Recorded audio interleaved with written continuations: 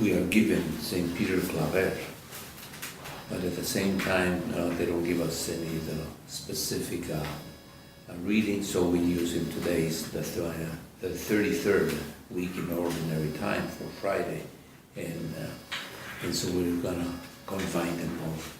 It's perfect though. It is perfect.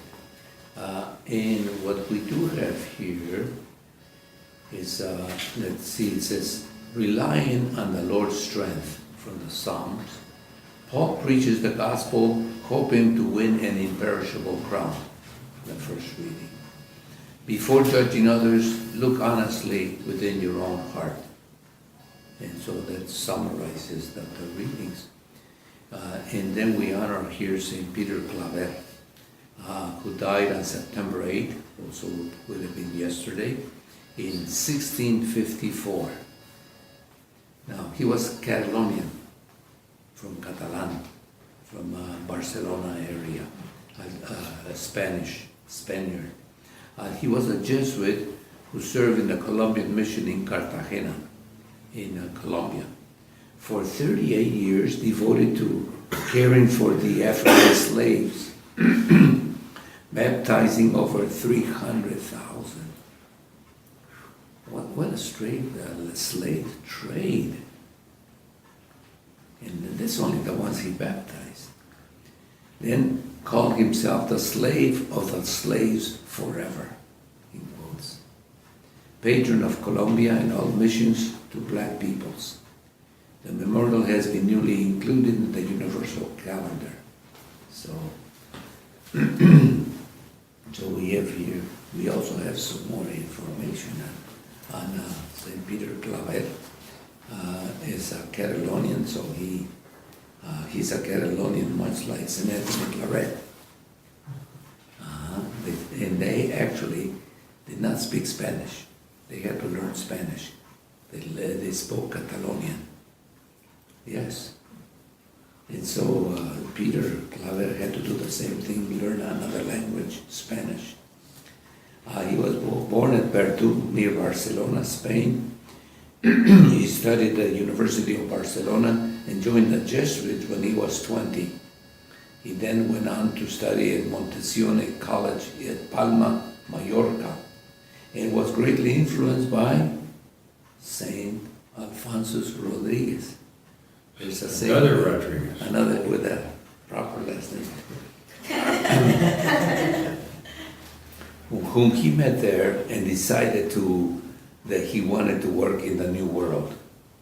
And so after further studies in Barcelona, he then went to New Granada in 1610 and was ordained in Cartagena, present-day Colombia, in 1615. So as a missionary, as a Jesuit missionary, he was not yet ordained, but he was in the missions already working. So he was, he continued his work of those. He baptized, reportedly making some 300,000 converts in the 40 years that he labored among the slaves.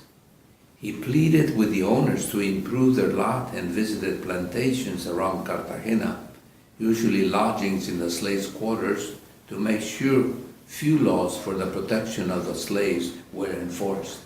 So if we admire Mother Teresa today, we have to admire also, here's Peter Claver, and they pronounce it Claver in Anglicizing it, but it's Claver in Catalonian.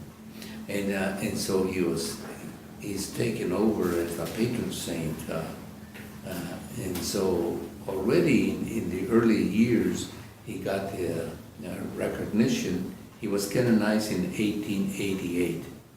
So, and it's easy to remember because it was September 8th, 1888. And he's named patron of all missionary activities to Negroes by Pope Leo XIII in 1896. And so we have here. So looking back, you see how God responds to the great needs of humanity by sending down these great saints at those moments that we don't realize. So, San Pedro Claver.